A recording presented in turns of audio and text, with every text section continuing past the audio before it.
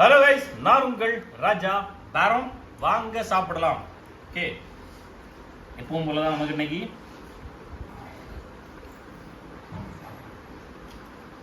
Rice, chicken, அப்பளம், பொரிச்ச மீனில் மத்தி மீன், அயில மீன். ஓகே, என்ன எவ்வளோ பெரிய மீனாக இருந்தாலும் சரி, இந்த சாள மீன் சொல்கிறாங்கல்ல, சாளங்கிறத மத்தின்னு நினைக்கிறேன், கரெக்ட். அந்த மீன் பொரிச்ச டேஸ்ட் மாதிரி வேறு எதுக்கும் வராது.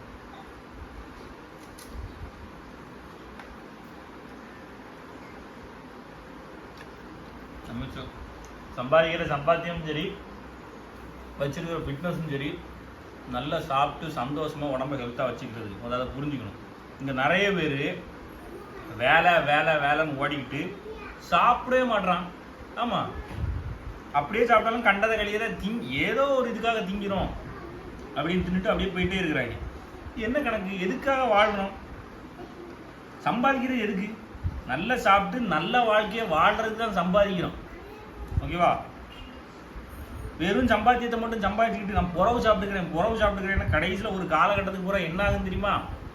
சம்பாதிச்சிருப்பேன் நிறைய, ஆனால் ஒரு பருக்க சோறு கூட சாப்பிட முடியாதுங்கிற நிலைமை ஆகி போய். ஆமாம், இன்னைக்கு நிறைய பேருடைய நிலைமை அப்படி தான் இருக்குது. யோசிச்சு பாருங்க, தெரியும். ஒரு பருக்க சோறு கூட சாப்பிட முடியாது. அட் த சேம் டைம் இன்னும் கொஞ்சம் பேர் சம்பாதிச்சு தேவையான நல்ல உணவுகளை சாப்பிட்றது இல்லை. ஃபுல்லாக அந்த ஃபுட் வ்ளாக்ஸு அதை இதையும் பார்த்து ஸ்ட்ரீட் ஃபுட்ஸு கண்ட உணவுகளை சாப்பிட்டு உடம்பை கெடுத்துக்கிட்டு அதுக்கு பிறகு சம்பாதிச்சது எல்லாம் அதுக்கு கொண்டு போய் அடிக்கிறான். இப்படி ஒரு பக்கம். அதனால தான் நான் சொல்ல வர்றது என்னது, ஹோம் ஃபுட்ஸு. வீட்டிலேயே நல்ல உணவுகளை சமைச்சு நல்லா சாப்பிடுங்க. சாப்பிட்டுட்டு சாப்பிட்ட உணவுக்கேற்ப கொஞ்சம் உடலை வேலை செய்ய வைங்க. உடலும் ஆரோக்கியமாக இருக்கும், மனசும் சந்தோஷமாக இருக்கும், வயிறும் சந்தோஷமாக இருக்கும், வாழ்க்கையும் நல்லா இருக்கும். ஓகே, என்னுடைய உணவு பட்டியல் முறை 2 உணவு தான் ஒரு நாளைக்கு. காலையில் ஒரு உணவு முறை நான் ஆல்ரெடி போட்டுக்கிட்டு இருக்கிறேன். மதியம் ஒரு உணவு முறை. இவ்வளோ தான் என்னுடைய உணவு. இதுக்கு பிறகு சாயங்காலம் அதாவது ஈவினிங் ஒர்க் அவுட்டுக்கு முன்னாடி ஒன்லே கடலையோ கிழங்கோ பழமோ இந்த மாதிரி சின்ன ஏதாவது உணவு மட்டும் எடுத்து அதோட ஸ்டாப் பண்ணிப்பேன். அதுக்கப்புறம் ஒர்க் அவுட்டும் பண்ணுவேன், ஆனால் எந்த ஃபுட்டும் லோட் பண்ண மாட்டேன். தண்ணி மட்டும்தான், எந்த ஃபுட்டும் லோட் பண்ண மாட்டேன். சின்ன ஸ்நாக்ஸ் கூட எடுத்துக்க மாட்டேன். ஆனால் மதிய நேர உணவில் நல்லா எடுத்துக்கிட்டு பாருங்க. அப்பளம் எடுத்துக்கிறேன். அப்பளம் ஆயில் தான், ஆனால் இந்த பொரிச்ச மீன் எடுத்துக்கிறேன், ஆயில் தான்.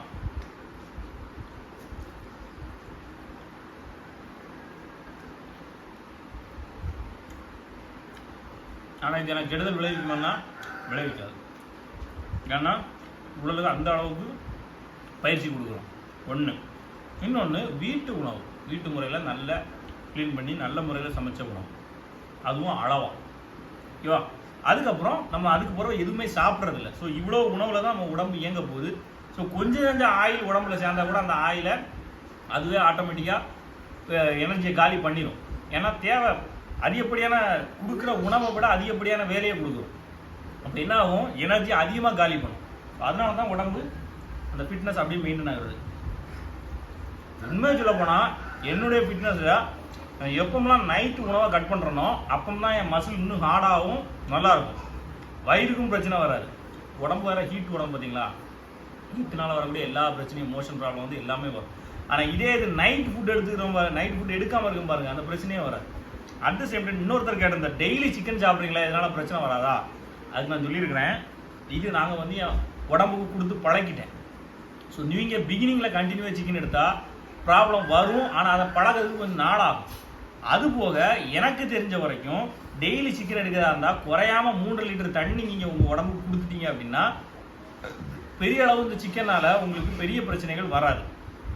ஓகே, இல்லை அப்படின்னா பிகினிங்கில் எங்களுக்கும் இந்த பிரச்சனை வந்திருக்கு. ஆனால் பாடி பில்டிங் இந்த இதில் இருக்கும்போது டெய்லி சிக்கன் இவ்வளோ கொடுக்கணுங்கிறது ஒரு கான்செப்ட். அதனால நாங்கள் டெய்லி கொடுத்து அது பழகிடுச்சு. ஓகேவா?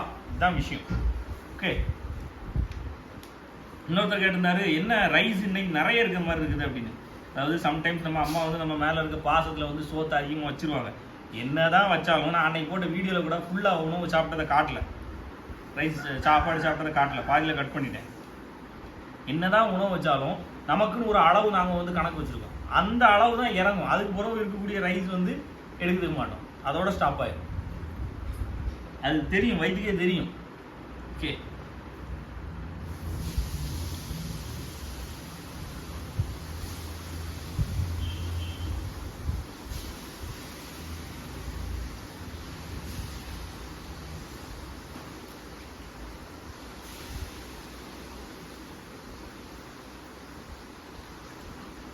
நான் பண்ணுற இந்த ஃபுட் விளாக்கு ஃபுட் அவேர்னஸை உண்டாக்குறது தானே தவிர,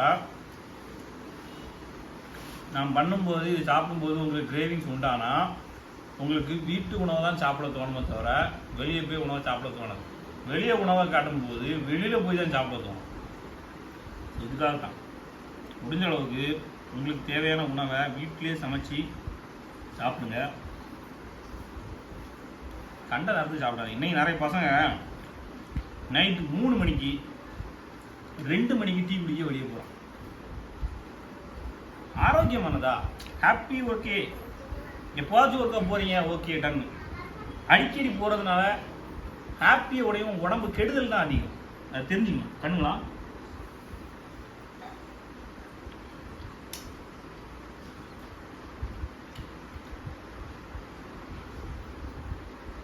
இன்னொருத்தர் கேட்டிருந்தாரு, நான் டெய்லி கருவாடு 100 கிராம் எடுத்துக்கலாமா, அதில் நிறைய ப்ரோட்டீன் இருக்குல்ல அப்படின்னு. ஆக்சுவலாக கருவாடில் வந்து நெத்திலி கருவாடு தான் வந்து பெஸ்ட்டு. மீன்லையுமே நெத்திலி, இந்த சாலை அதில் இதுதான் பெஸ்ட்டு. இதில் வந்து ப்ரோட்டீன் ரொம்ப அதிகம், இந்த சாலையிலையும் ப்ரோட்டீன் அதிகம். ஆனால் எனக்கு நான் வந்து கருவாடு எடுத்து அதனுடைய ப்ரோட்டீன் கன்சம்ஷன் என் உடம்புக்கு கிடச்சி எனக்கு பழக்கம் இல்லை. ஸோ நான் அதை வந்து இது சொல்லக்கூடாது, தெரியாததை சொல்லக்கூடாது.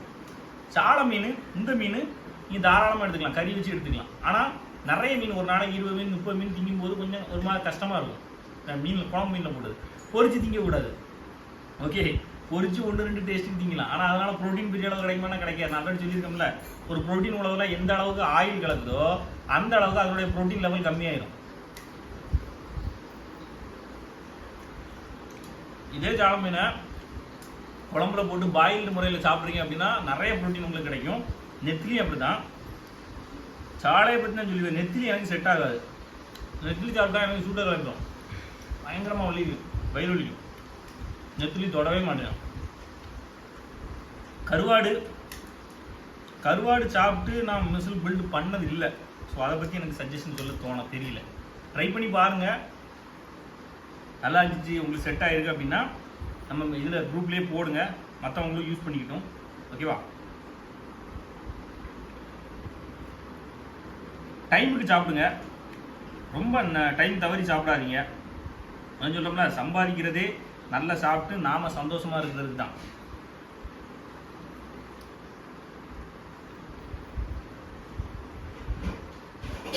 என்ன வேலையாக இருக்குது, கரெக்டாக லஞ்சு டைமில் சாப்பிடணும், பிரேக்ஃபாஸ்ட் டைமில் சாப்பிட்டுட்டு வேலையை பார்த்தா போதும்.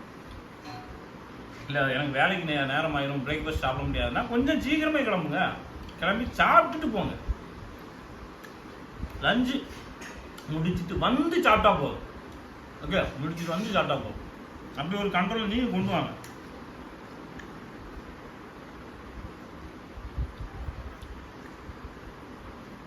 இயக்கத்துக்கு தேவையான உணவை கொடுக்காம இயக்கமாக இயங்கி எதுக்கு?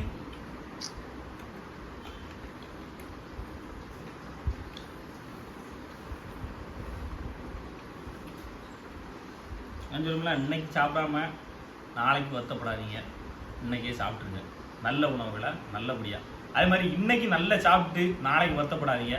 ஸோ இன்னைக்கே நல்ல உணவுகளை கரெக்டாக சாப்பிடுங்க. ஓகேவா? Okay, bye bye. நான் உங்கள் ராஜா பேரோ.